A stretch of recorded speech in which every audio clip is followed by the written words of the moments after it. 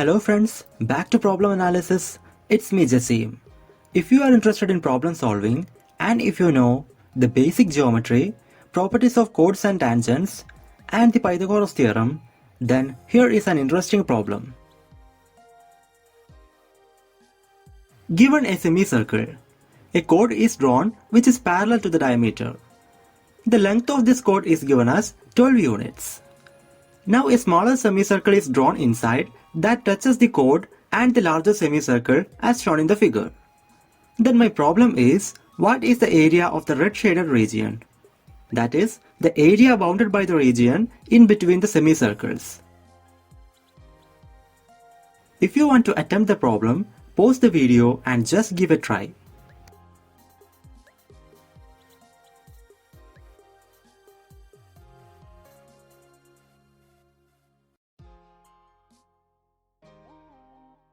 And the solution is right here. First, let's analyze what are given in the problem. First of all, both semicircles are touching each other and their diameters are collinear.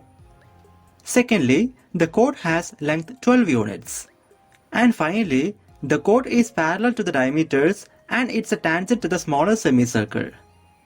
Now remember, what is our aim of this problem? It is nothing but to find the area of the red shaded region. This is the structure of our problem, so always keep in mind. Before going to the explanation, first we need to note two important properties of chords and tangents. Property 1. Consider a circle and draw a chord. Next, mark the midpoint of the chord, and then draw another chord perpendicular to the first chord through the midpoint. Then the fact is, this chord is the diameter of the circle. Or, in other words, if a diameter or a radius perpendicularly cuts a chord, then it bisects that chord. Now property 2. Consider a circle and draw an arbitrary tangent to the circle. Now draw the radius from the touching point of the tangent. Then the fact is, tangent and radius to the tangent are perpendicular to each other. Now come back to our figure.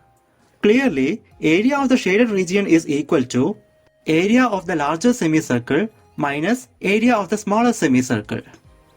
Now suppose the radius of the smaller semicircle is r units.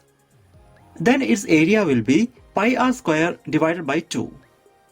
Similarly, if the radius of the larger semicircle is capital R, then its area is pi into capital R square divided by 2. Therefore, total area of the shaded region is pi by 2 into capital R square minus small r square. We need to find this value. So, consider our figure. Now, for the smaller semicircle, I am drawing the vertical radius, and that ends at the touching point of the chord and the semicircle. Hence, by the second property we mentioned, this radius is perpendicular to that chord. Now, for the larger semicircle also, I am drawing the vertical radius. Then look at the chord and the diameter. We know that those two are parallel to each other. So about this radius, since it is perpendicular to the diameter, it will be perpendicular to the chord also. Now let's say the chord is AB and the radius is OC. Then radius OC is perpendicular to the chord AB.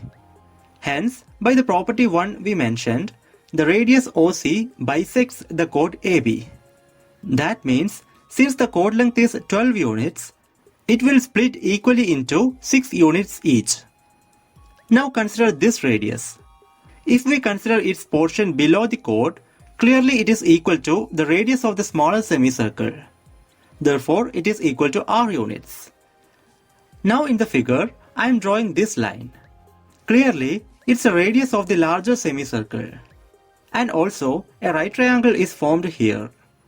So, by applying Pythagoras theorem, we will get capital R square equal to small r square plus 6 square equal to r square plus 36. That is, capital R square minus small r square equal to 36. But in our problem, the required area is pi by 2 into capital R square minus r square. That is equal to 18 pi square units. So in the diagram of our problem, total area of the shaded region is equal to 18 pi square units. This value is approximately equal to 56.5487 square units. And that is the solution we are looking for. And that's all about this video. My Gmail ID and Instagram ID are given in the description. So if you have any queries regarding the subject, please feel free to contact. Thank you so much for watching. Meet you in the next video with another interesting problem.